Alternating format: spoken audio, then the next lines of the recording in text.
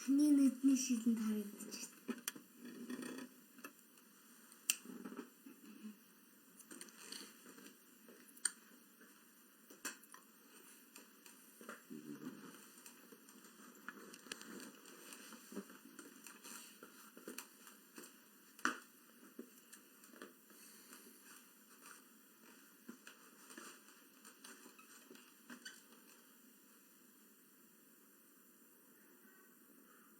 Миний эсхийг ширээд тэр.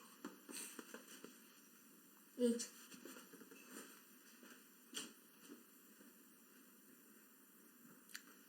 Тэр ширээд.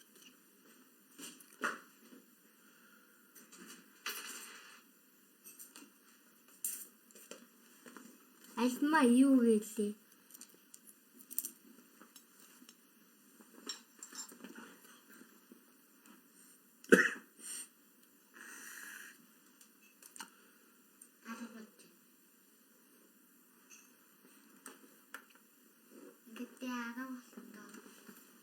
Энийг хурааж байна.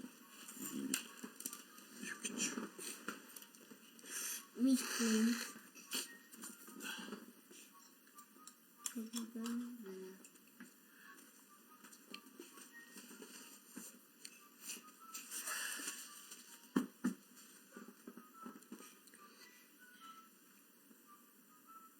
Намо гурубе, намо будая, намо дармая, намо сангая.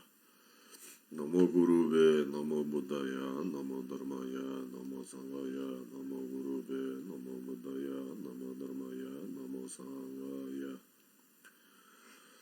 Санже чөдөн зүжө чөнөндө жанжо бордо дане жозожи дагеже зүжи сононже доло банже санжендо шо санже чөдөн зүжө чөнөндө жанжо бордо дане жозожи дагеже зүжи сононже доло банже санжендо шо санже чөдөн зүжи жанжо бордо дане жозожи дагеже зүжи сононже доло банже санжендо шо Сэлэндэ ван орсо тэргүүтэн игосан хамаагамтан дасу бисэм жанамжэ дэватан дэви жудан дамбар жужэ дунгалдан дунгал жежу дамбар дожучик дунгал мэдэ дэватан мэвар дожучик нэрэн жагдан не дамбар дэватан нэмдане вэчучик 사실 요즘에도 심장근지 건조전도 더분자 미소 좀더 나가는 말도 연득 친구를 좀더 허전해 애들이 식소서 제대로 담바점제네 라남제네 두절라라에 주년다고에 대전다게 그도서 사제버지 주점에 도다리로 내제네 다점바디 선제신도 미대 불로에 도건놈도 신라주 보셔에 당구루 하나만달라 감리란다야미 아허 두제 sek제를 뜬시 신지메도 두제 본점바 세제성반다 와지베고 sek제 노관들로 보전산 화도제 sek제를 뜬시 신지메도 두제 본점바 세제 동반다 와지베고 sek제 게두제 늘전나 다와 던제 방배제 담배제는 정서베 고dom들라 찬사로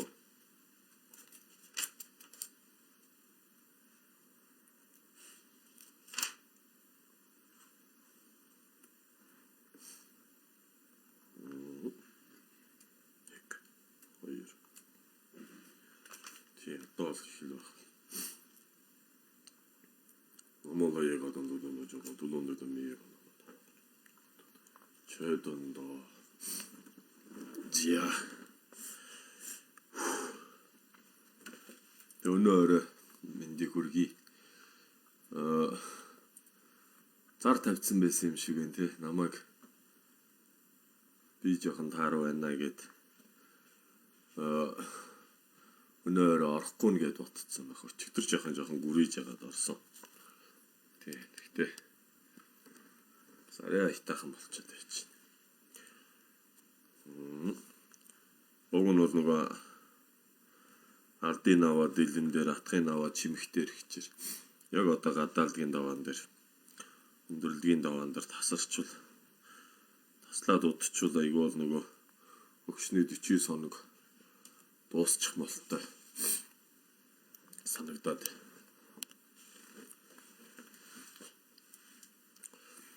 За өнөөдөр энэ 500 ангир тэнгэр болон төрсний 49-р зүйлээ гэж. Ийн хэмээн миний сонсон нэгэн цагт ялж төгснөгцөн бурхан Варнасын улсад суун аваа. Тэр цагт бурхан нь нэгэн ой дотор зүлэгт сайн үлэнд газар тэнгэр ба хүн ба дөрвөн нөхдөд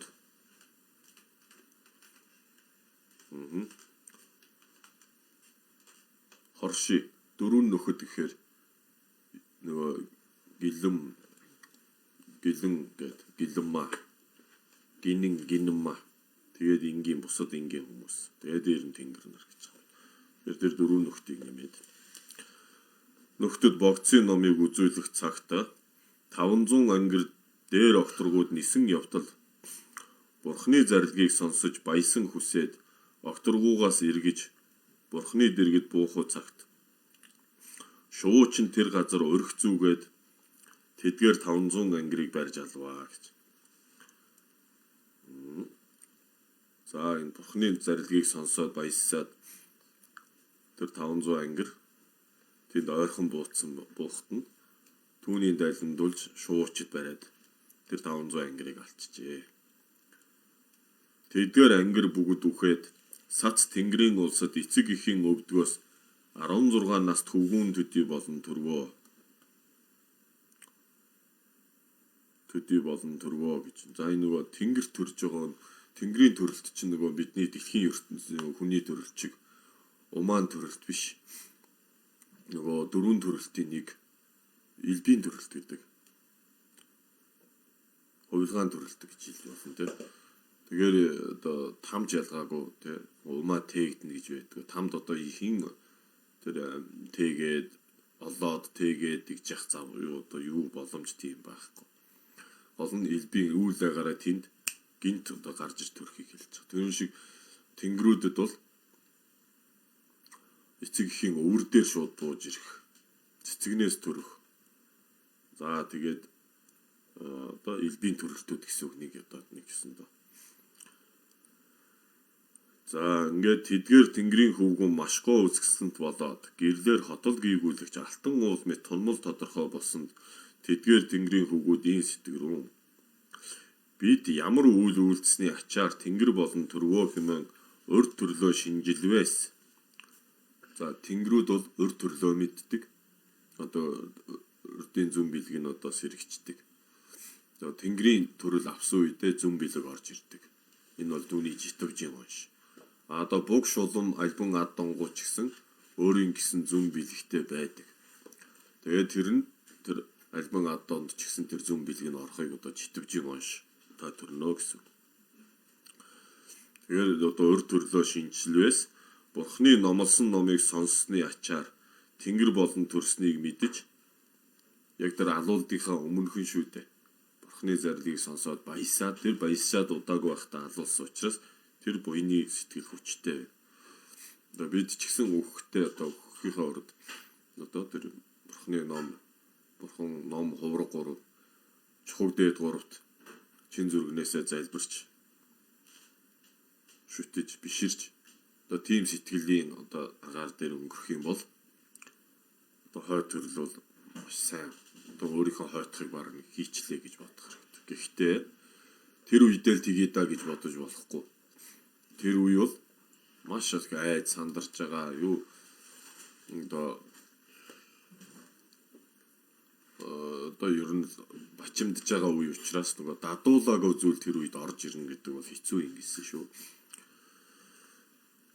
За бурхны номлосон номыг сонссны ачаар тэнгэр болон төрснийг мэдэж төдий тэдгээр тэнгэрийн хөвгүүн нь тэнгэрийн цэцэг ба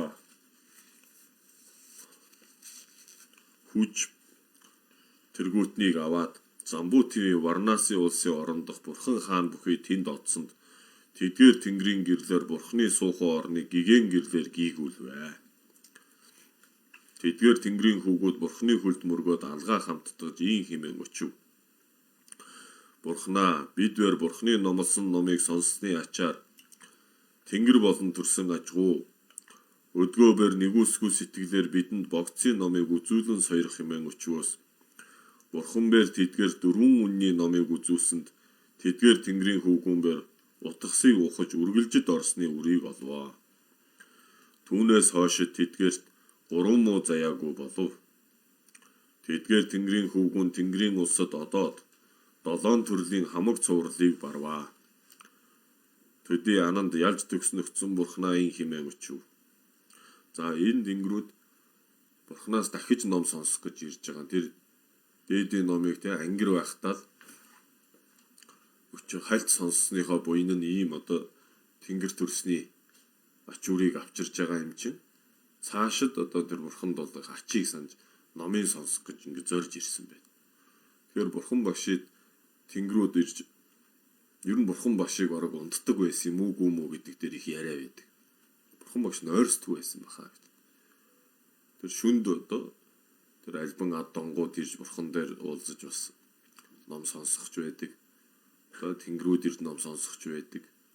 Тэгээд өглөө үүр цайгаад босоход нь Бурхан багш тэгж өглөөний агаарт алхаж тэгээ алхангаа ингээд бясалгал хийж ингэж байсан гэдэг.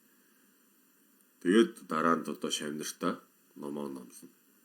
Тэгээ голдуу номын цаг нь бол үдийн хоол өнгөрсний дараа нийт бүгдээрээ шавнар тус тусдаа бясалгалаа хийгээд тэгээд өдийн цоогоо нөгөө айлаас бадар барьж бинвад идэгээ гуйж идчихэд тэгээд одоо ам хамаараа зайлж аяга бадар аяга угаагаад номд дээлээ байгаа. Тэгээд Бурхны дэргэд ирж сууцгаагаа тэгээд ном сонсч байсан. За бахартай бас өдөр болгон Бурхан багш ном айлдаад байсан үгүй юм шиг байна.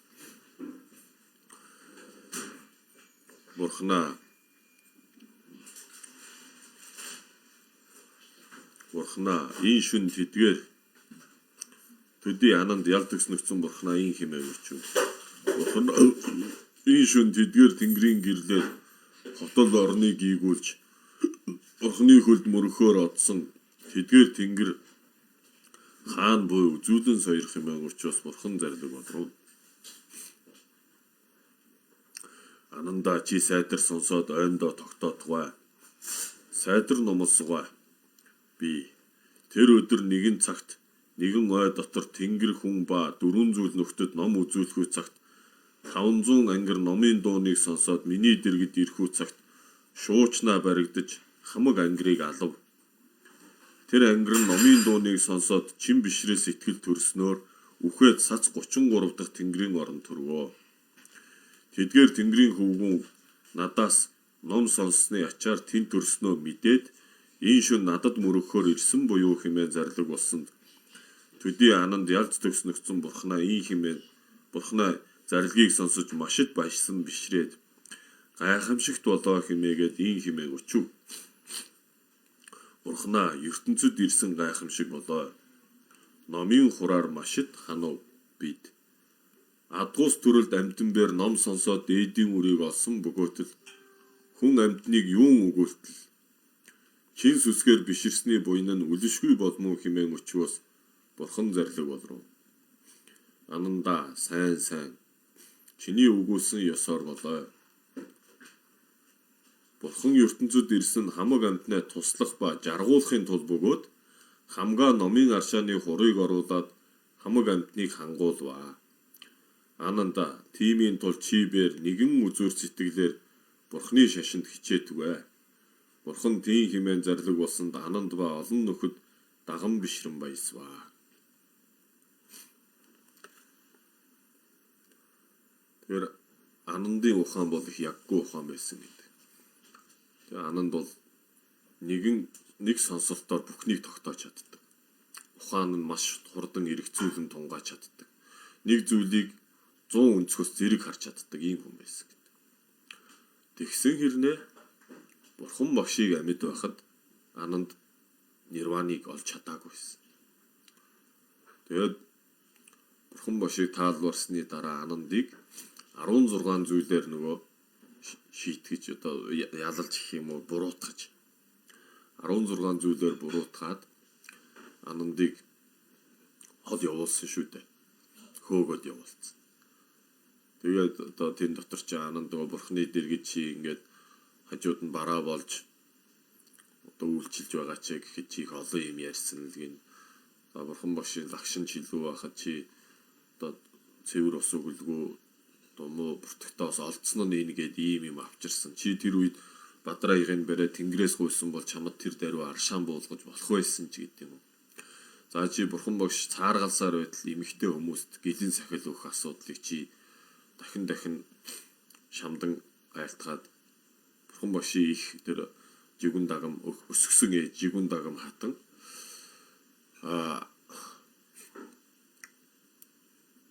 бурхан багшийн ээжийнх нь төрсөн дүү шүү дээ.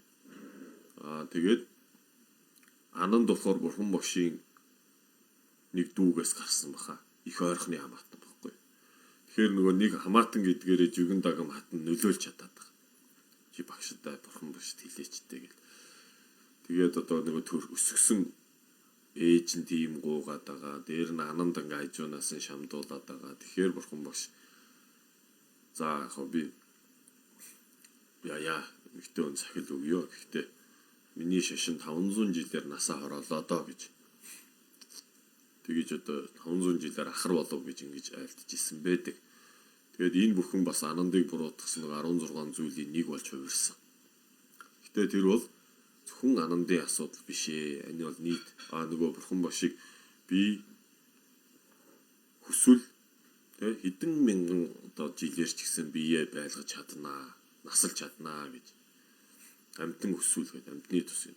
Гэтэл Ананд тэрийг ойлгоогүй. Тэр үг ягаад ч юм Анандын чихэнд очоогүй гэдэг. Ананд хажууд нь сууж байна. Тэгээ энэ үед бол яг Анандын чихийг шулам таглажээ гэж. Тэгээ Анандыг бурхан багш чи наатаа жоохон бодож байгаад ирээ гэд ирж хариу хэлээрэ гэж хэлсэн нь. Тэгээ Анандыг явсан хойно шулам өөрөө ирээд бурхан багшаас та ер нь хурдан морилооч ээ. Тэгээ шулмууд бид нэр танаас болж одоо их зовж гинэ гэсэн ийм юм хэлсэн шүү дээ. Ингээд бурхан багш 3 сарын дараа би таал барьяа гэдэг ингээд ам өгч мөгсөн. Тэгэд энэ болгонд бас Анандыг буруутгасан нөгөө зүйлийн нэг болчихж байгаа.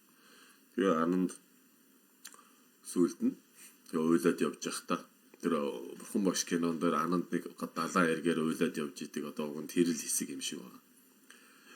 Тэгээд гансраад явж байхад нь айлын тосгоны хүүхдүүд уулзаад баха та яагаад уйлж байгаа юм бэ гэсэн чинь миний багш ийм даагуу бурхан байсан. Тэгээд одоо багшийн маань таалд орсон чинь намайг ингээд тэр одоо гэгэрсэн Нирван бас архадын үрийг олсон шавнар намайг одоо хөөлөө гэж. Тэгээд хүүхдүүд нь та тэр нараас эрдмээрээ тийм дутуу юм уу гэд. Тэгээд би тэднэр шиг архад болоогүй гэсэн чинь тэднэрээс та номын дутуу сонссон юм уу гэж асуусан. Үгүй би ижилхэн сонссон гэд. Тэгвэл та ч гэсэн тэр номоо сонссон номороо тэдний дайнд хүрж болох юм биш үү гэд. Тэгэд Ананд гинт нэр би яагаад одоо болтол те адилхан ном сонссон болгоно бүр одоо бүр нэг сонсоо тогтоодог. Би яагаад ингэ одоо болтол архадын үрийг олоогүй лээ гэд. Тэгээд Ананд тэр өдрөө суугаад тэр шөнийн дурш бясалгаад тэг үүр цайгаад нэг адуу янцгааж явах үед Ананд гэгэрсэн гэж. Нэр одоо архадын үрийг олсон. Тэгээ архадын үрийг олонгууд өөрийг нь ямаагаад 16 зүйлээр буруутгаад хөөж явуулсныг ойлгоцсон гэж. Гэгэрчингүүтэй. Намайг хурдан гэгэрүүлэх гэд намайг ингэж ойлуулж явуулсан юм байна штэ. Тэгээ намайг энэ тэг би угаараа дутуу гэж гээд би яагаад нэр одоо болтол архтын үрийг олоогүй бол гэдэг энэ ухамсарыг өгүүлэх гэж намайг явуулсан юм байна гэдгийг ойлгоод буцаад шууд Ананд яваад очсон. Очихт нь нөгөөдөл чинь бэлдээ түлээжсэн. Анандыг эрэхт нь хүлээж авнаа гэд. Бүгд өөрсдийнхөө 500 лагаа намжир юу номд дээлээ дивсээд Анандыг тэрэн дээрээ суулгасан гэдэг. За ингээд Ананд нөгөө судрын аймыг ийм хэмээ миний сонсон нэгэн цаг гэж уншаад эхэлсэн байгаа юм да. Бар сэтгэлд арслангийн 5 дугаар зүйл. Ийм хэмээ юу 50 дугаар зүйл шүү удлаа ярьж. Ийм хэмээ миний сонсон нэгэн цагт Ялж төгснөгцөн бурхан хааны балгас дах гандгаргуу дуулан суун авэ. Тэр цагт Девдат чи юм билээ? Үеэл тэ. Өөрөөс нь асаар жоохон ах. Байнга тэмцэлдэж атаархаж тэмцэлддэг. Тэр цагт Девдат бурханд насан торхор муу сэтгэж өдгөө түнчлэн ирснийг үгүй болгоод Девдатад бурхан болоо хэмээн алдарсгой хэмээн сэтгэж Девдат бурхан болоо хэмээн алдарсгой. Тэр бурхан гэж дуудуулахын төлөө шүү дээ. Бурханы дээр алдар хүнд нь өсөөд агаад нь угаасаа Девдат яагаад лам болсон бэ гэсэн чинь Девдат тий уг нь хаан болох гэж өрсөлдөж исэн. Тэгээд хүн машиг гэрээс гараа явчихгоо Девдатад хаан ширээ олдох боломж олцсон чинь нэр хүндийн хувьд бурхан багш илүү гарцсан ба. Хаан байснаас бүр бурхан гэдэг нь илүү ертөнцид ховорч ухаг болоод. Тэгээд Девдат тэгвэл дунд нь лам болж очиод тэгээд би бурханаас илүү гарна. Би илүү гэдгээ харуулна. Зөвхөн юм өрсөлдөөн бодож явсан. Тэр ерөөсөө номын утгыг бодоогүй. Гигери одоо зөв зүйлийг одоо олж авъя гэж бодоогүй. Анхны зорилго нь ерөөсөө. Тэгэхээр ийм одоо буруу зорилгоор юм явахад одоо хүн ямар ч гайхамшигтай юм дотор хүн бас буруу чигээрээ явах байд юм гинэ. Девдат 3 аймаг савын номд мэргэн байсан. Бүр цээжтэй байсан гэж. Тэгсэн юм яагаад одоо энэ тий ингэж болохгүй вэ гэдгийг ойлгоогүй юм бэ. Шин бурхан тэрслэх нь нүгэл гэж тэр номон дотор гарах л байх мэдээж. 5 завсаргун нүглийн нэг. Тэгээ Девдат энэнд итгээгүй. Энэ зүгээр өөрийгөө хамгаалж хэлж гинэ л гэж ботсон байж магадгүй. Девдат бурхан болоо хэмээн алдарсгой хэмээн сэтгэж Ачи Садуру хан хөвгүнд өгүүлрүү. Нөгөө аавыгаа хөнөөдөг Ачи Садур. Ай хаана чи эцэг юуган алаад хан оронд сууа сайн аж хуу. Шин бурхан ба шин хаан хоёр улсын төр ёсыг сайтар засаж сууа сайн болмоо. Төдий Ачи Садуру хаан түүний үгээр эцэг юуган алаад хааны оронд сууа. За чи аавыгаа алж хаан бол би бурхныг алж бурхан болъё гэж. Хааныг алж хаан бол би бурхныг алж бурхан болно гэж ийм яриа тохироо хийсэн байт. Ачи Садуру хаан бол их зоригтой. Нөгөө одоо хаан эцэг Бимбисара хааныг одоо шоронд байлгаж байгаад хүлчиж байгаа. Тэр цаг тэр улсад хамаг аяг дахимдгуудыг үзвээс үл таалах болвоо. За ингээд гэлэн тэр нутаг оронд байгаа гэлэнгүүдийг ер нь хүндлэхэ болоод их үзэн яддаг. Ингэж ийм байдал үссэн гэж хаанаас болж.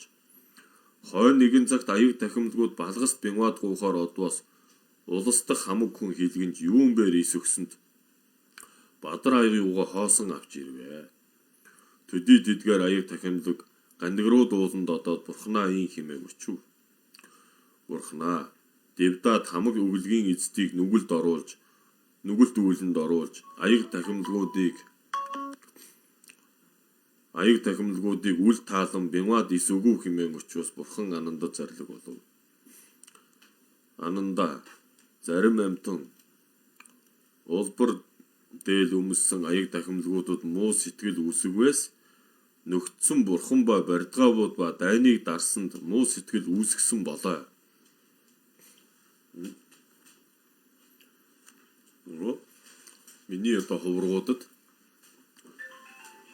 Миний хуврагуудад ийм одоо муухай хандж байгаа нь үл хүндэлж байгаа нь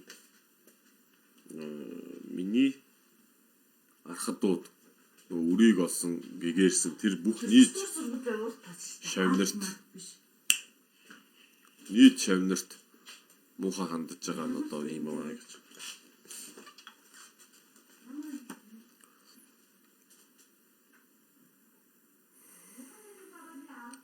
За ингээд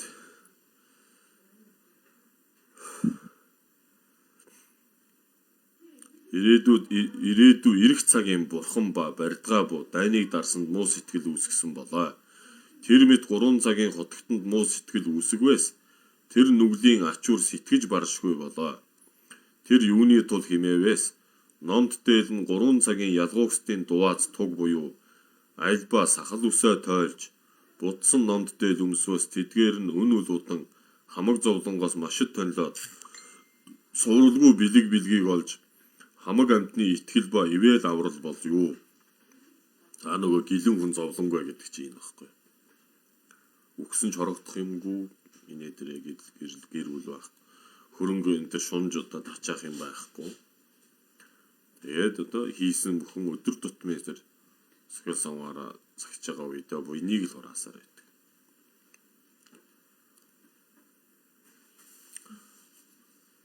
Альва амтан тойн болоод будсан номд дээл өмсгсөд хин хүн бишрэл үүсгвээс цаггүй буйныг олё. Ананда бибер урд будсан номд дээл тойдод бишрэл сэтгэлээр хүндэлсний ачаар туулж бурхан боллоо хэмээн зарлиг болсон дананд өчрөв. Энэ хуврагын хувцсыг өмссөн төдийд би хүндэтгэл үзүүлж исэн болохоор ирээдүйд би бурхан болсон юм шүү гэж хэлсэн. Ананд өчрөв бурхнаа эрт урд будсан дээлт тойдыг хэр хүндэлсэн шалтгааныг номлон сойрох сонсохгүйа би хэмээн өчвөөс бурхан зарлиг болруу. Ананда сайдар сонсоод ойндоо тогтоотугай. Чамд номлосгой би. Ананда эрт урд нөхцөн цагт цаггүй тоо томшгүй галвын урд нь энэ замбуу төв Таши нэрт нэгэн хаан бүлгөө. Тэр хаан нь 8 түмэн 4,000 өчүүхэн хаадыг эзлэгч буюу тэр цагт ертөнцид бурхны номгүй бардгаабуудын номгүй болоо. Тэр үед ертөнцид ном гэж байгаагүй. Уул ба хойд агсан бардгаабуудаар огторгуйд одоод амтнаа туслахуйд тэр цагт гөрөөсбэр тэр бардгаабуудыг хүндлэв. Тэр цагт биеийн үсэн алтан өнгө мэт машид гэлбэлэгч бат сэтгэлт хэмээх арслан ууланд суугаад жимс ба өвсийг идэж амтнаа хор үлх юм уу? Уг нь арслан шүү дээ. Гэхдээ жимс өвс ургамал иддэг тийм арслан байсан. Амтнд хор хийдэггүй. Гэхдээ биенийх нь өнгө нь арьс үс нь бол алтан өнгөтэй. Нэгэн гөрөөч хүн түүнийг үзээд машид баясаад өдгөө би маш жаргах ажгүй энэ арслан галаад хаан дөрвгөөс надад магад их өглөг өгмөө. Би бэр баян болмоо за хэмээн сэтгээд сахал үсээ тойлж номд дээл өмсөөд нум сумаа сугандаа нууж арслан хаан бүхий тэнд оцсонд арслан унтсныг үзээд тэр хүн довтлохуйд номд дээл өмснийг үзэж ийн хэмээн сэтгэмүү. Энэ хүн нь ертөнцид үн үл оршмоо за. Өтөр бөгөөд хамаг зовлонгоос маш тонилмуу. Тэр юуны тул хэмээвээс будсан энэ дээл нь нөгцсөн ба ирээдүй ба өдгөөгийн хамаг хотогтны дувааз бүхийн тул би үүнд хор хийвээс 3 цагийн хотогтонд хор хийсэн буюу хэмээн сэтгээд алхуу сэтгэлийг тавьж хорт сум тусснаар амнаас ангижрахуу цагт хүрсэнд ийн хэмээн өгүүлвэ. Жалала баса ша суаха ийм богдох хэмээн өгүүлээд сац хортол огторгүй газар хөдлөөд үүлгүй бөгөөтл хур орвоо. Тэнгэрийн нүдээр шинжлэн үзвээс ертөнцид арслангийн ёсоор суусан бод садваг гөрөөч хүн алсныг үзээд төдий огторгуугаас тэнгэрсийн эдийн цэцгүүдээр хур оруулаад арслангийн хүүрийг тахиваа. Тэр хүн нь арслангийн арсыг өвчиж аваад одож Таши хаанд өргөөд өглөг ирвээс тэр хаан ийн сэтгэрүүн. Судар бичигт алтан өнгөд үст адгуусан магад бод садваа бөгөөд их богод төрлөختөн буй хэмээн сонслоо. Ийм хүнд юуны тул өглөг өгмөө. Хэрвээ өгөөс би алсан луга адил болмоо. Би алсныг дэмжсэн болно гэж хараад орж ирэхтэй ч юм. Ийм хүнд юуны тул өглөг өгмөө. Бас тэр хүн гуйлаг ирсэнд хаан тэр хүнд өчүүхэн өглөг өгөө тэр хүнд ийн хэмээн өгөөлөө. Энэ арслан алхуу цагт ямар бэлэг болов хэмээн асууваас тэр хүн өгүүлрүү. Тэр арслан өгөхгүй цагтаа жалала басаша сууаха хэмээх 8 үсгийг өгүүлээд сац огторгуу газар хөдлөөд үүлгүй бөгөөтөл хор орвоо. Тэнгэр нарвэр цэцгийн хур оруулуу хэмээн өчөөс хаан түүнийг сонсоод машид үл баясан сүсэг бишрэл төрж түшмөд хуучдыг мэдгч мэрэгэн өвгдийг хурааж арслангийн өгүүлсэн үгсийг асууваас нэгэн хүмбэр ис мэдвэ. Нэгэн аглаг газарт мэрэгэн ухаанд самаан нэрт арш бөлгөө. Хаан тэр аршийг залж ирээ түүний утгасыг асууваас арш ийн хэмээн өгүүлв. Жалаала хэмээх утга нь ямагт үсээ тойлж будсан номд дээр өмссөн хүн төрөх өгөхөөс үтэр тонлов хэмээн өгүүлсэн буюу баса шаа хэмээх утга нь үсээ тойлж будсан номд дээр өмссөн бүгдээр хотогтны бэлэг бөгөөд нирваны хотоглогоо ойртсон буюу хэмээсэн бөлгөө. Сувааха хэмээх утга нь үсээ тойлж будсан номд дээр өмсвөөс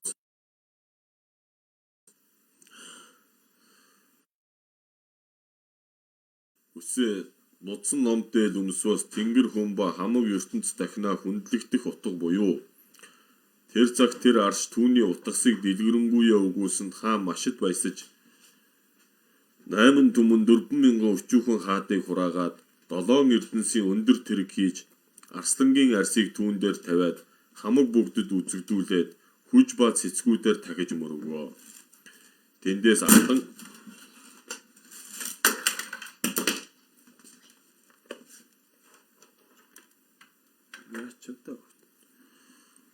Тэндээс алтан авдар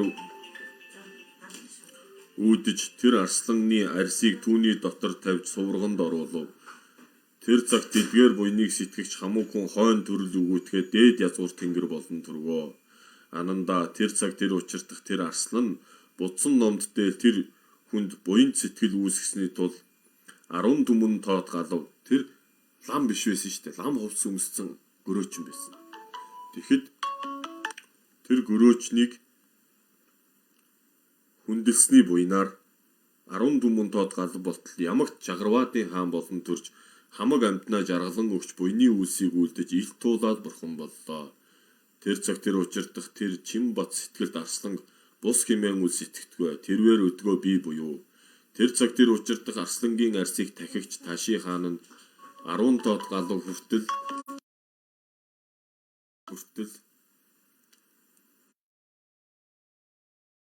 тэнгэр хүний мандаа болон төрөд хотол буян үйлцэн тэр өдгөө майдэр бодисдва буюу тэр цаг тэр учирдах тэр аршин өдгөө шайрын хөвгөн буюу тэр цаг тэр учирдах арслан галагч хүн өдгөө энэ дивдад буюу бурхандын хэмээн зарлиг болсон олон нөхөд машид баясаж бурхнаын хэмээн өчв.